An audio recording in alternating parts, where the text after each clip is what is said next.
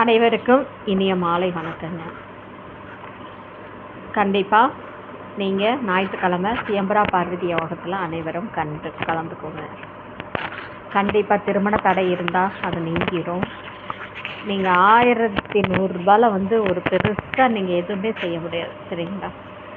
அதுவும் இல்லாத கண்டிப்பாக நான் 2 நேரம் உணவு அரேஞ்ச் பண்ணியிருக்கேன். காலையில் ஏதோ ஒரு டிஃபன், உப்மாவோ பொங்கலோ, மதியான சாப்பாடு, சரிங்களா? அந்த ஐயருக்கு நம்ம நல்லபடியாக ஹோமம் வளர்த்தி கொடுக்கறதுலாம் நம்ம குழந்தைகளோட திருமண தடை நீங்கட்டும். பார்த்திங்கன்னா இன்னொன்று கிட்டத்தட்ட ஆயிருங்க. எனக்கு ஒன்றும் பிரச்சனை இல்லை, பயம்லாம் இல்லை. இப்போ கண்டிப்பாக சிவபெருமான் அதுக்கு அருள் புரிஞ்சிட்டாரு, ஒன்றும் பிரச்சனை இல்லை. ஏன்னா இப்போ பார்த்திங்கன்னா பதிவானதே 25, 26. நீ இன்னும் வரன்ட்டு இருக்காங்க. இன்னும் காசு கொடுத்தாலும் 10, 30, 40 பேர் வந்துடும். அது 2 பேர் போட்டாலும் கிட்டத்தட்ட ஒரு 150 பேர்த்துக்கு, அதாவது 2 பேருன்னு போட்டாலே 40 பதிவானா கூட 80, அதில் ஒரு 90, 150, 200 பேர்த்துக்கு மேலே சாப்பாடு ரெடி ஆகிடும். அது ஒன்றும் ஓகே, ஒன்றும் பிரச்சனை இல்லைங்க. நான் எல்லாத்துலேயும் அரேஞ்ச் பண்ணிடுவேன்னு நம்பிக்கை இருக்குது. இன்னொன்று உங்கள்கிட்ட அன்பான ரெக்வெஸ்ட்டு, நீங்கள் 1000 ரூபாய் கொடுக்காதனால எந்த ஒரு காரியம் நிற்க போகிறது கிடையாதுங்க, சரிங்களா? ஆனால் நீங்கள் இதை விட்டுட்டு கண்டிப்பாக ஃபீல் பண்ண போகிறீங்க. உண்மையான பயனாளிகளே, நீங்கள் ஒன்று புரிஞ்சுக்கோங்க. ஜாதகங்கள் மாத்திரம் நீங்கள் குரூப்பாக பார்த்துட்ருக்கிறதுனால கண்டிப்பாக அது நம்மளுக்கு இது பண்ண முடியாதுங்க. ஜாதகத்தை பார்த்து உங்களால் ஒருத்தரோட குணத்தையவோ, ஒருத்தரோட அதை வசதி வாய்ப்பையோ, இல்லை எதையுமே நீங்கள் ஜாதகம் பார்த்து ஒன்றுமே பண்ண முடியாது. நேரில் ஒரு குடும்பத்தை பார்த்தீங்கன்னா தான் அந்த குடும்பத்துக்கு கொடுக்கலாமா வேண்டாமா அப்படிங்கிற ஒரு எண்ணம் வரும். உங்கள் குடும்பத்தை அத்தனை இணைக்கிற ஒரு சூழ்நிலையை தான் நான் உருவாக்கி தரேங்கிறேன். நான் என்னன்னு பார்த்தீங்கன்னா ஞாயிற்றுக்கிழமை 5/5/2024 அன்னைக்கு நீங்கள் எல்லோரும் ஒன்று சேருங்க. நாடார் சமுதாயங்களே ஒன்று சேருங்க. உண்மையான பயனாளிகள் ஒன்று சேருங்க. திருமண அமைப்பாளர்களுக்கு நாட் அலௌடு. அது நான் கண்டிப்பாங்க. நான் பாருங்க அட்டை அடித்து வச்சுருக்கேன். என்னோடய சீல் குத்தி தான் நான் அட்டை கொடுக்க போகிறேன். 2 சிதம்பரத்தில் வந்த மாதிரி என்னை ஏமாற்ற முடியாது.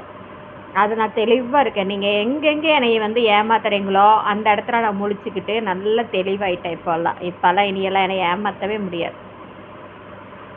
அதுக்கும் மீறி நீங்கள் ஏமாத்துனீங்கன்னா அதை உங்களை அந்த கடவுள் பார்த்துப்பார். அது நான் பொறுப்பு இல்லை. அதனால் நீங்கள் தயவு செஞ்சு எல்லாருமே சிதம்பரத்தில் கலந்துக்கோங்க.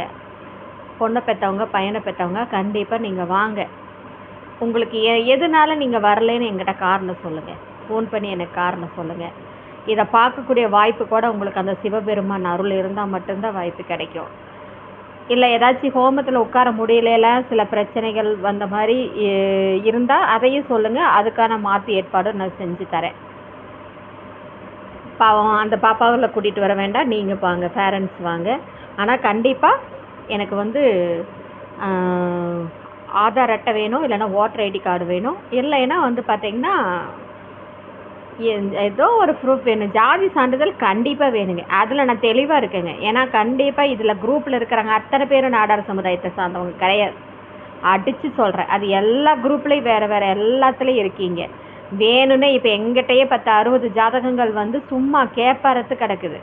அது என்ன, அது நாடார் சமுதாயத்தை சார்ந்த பொண்ணுங்களா எதுன்னே தெரியறது இல்லைங்க. அதாவது பார்த்தீங்கன்னா அந்த குழந்தைகளுக்கு கல்யாணம் ஆயிடுச்சா இல்லையா எந்த ஒரு ரெஸ்பான்ஸுமே அதில் நான் ஃபோன் நம்பரில் கிடையாது. இங்கே வெறும் பொண்ணுங்களோட ஜாதகம் காட்சி பொருளாக மட்டும்தான் இங்கே பதிவாயிட்டு இருக்குது. ஒழிஞ்சு கிட்டத்தட்ட 25% அப்படி ஜாதகங்கள் தான் இருக்குங்க. இல்லைன்னு யாருமே மறுக்கவே முடியாது. ஏதோ ஒரு குரூப்பில் இருந்து ஃபார்வர்ட் பண்ணிங்க. உண்மையான பெற்றவங்களோட நம்பரே யாருக்கு தெரியாது. என்னோட ஜாதகத்தையவே இப்போ குரூப்பில் இருந்து எடுத்து நான் அம்மானு போட்டு கொடுத்துருக்காங்க. அப்போ பார்த்தீங்கன்னா நான் நேரடி பதிவாக இருக்குங்காட்டி பரவாயில்ல, அந்த பொண்ணோட நம்பர் என்னன்னு எனக்கு தெரியும். பொண்ணு வீட்டுக்காரங்களே, இதை ஒன்றை மட்டும் நீங்கள் புரிஞ்சுக்கோங்க. நீங்கள் 501 ரூபா நீங்கள் பதிவு பண்ணுறதுக்கு யோசிச்சிங்கன்னா உங்கள் ஜாதகங்கள் வந்து இப்போ இங்கே நீங்கள் மீறி மீறி போனீங்கன்னா இங்கே எனக்கு தெரிஞ்ச ஒரு 10-15 குரூப் இருக்கா? சரி 30 குரூப்பில் இருங்க, 50 குரூப்லேயே இருங்க. நம்மளோட சமுதாயத்தில் 50 குரூப் மட்டும்தான் இருக்குதுங்கிறீங்களா? கிடையவே கிடையாது. கிட்டத்தட்ட 50,000 குரூப்புக்கு மேலே இருக்கும். ஏன் 5 லட்சம் குரூப் இருக்கும். அங்கங்கே ஒவ்வொரு இதாக பண்ணிவிட்டு அவங்கவுங்க திருமண அமைப்பாளர்கள் வந்து குரூப்பை வச்சுக்கிட்டு இது பண்ணிக்கிட்டு செய்கிறாங்க. அந்த 5 லட்சம் இதில் வந்து ஏங்க இங்கே இருக்கிற கொங்கு நாடார் குழந்தைங்க அங்கே திருநெல்வேலியில் பதிவிட்டால் யார் பார்க்க முடியும்?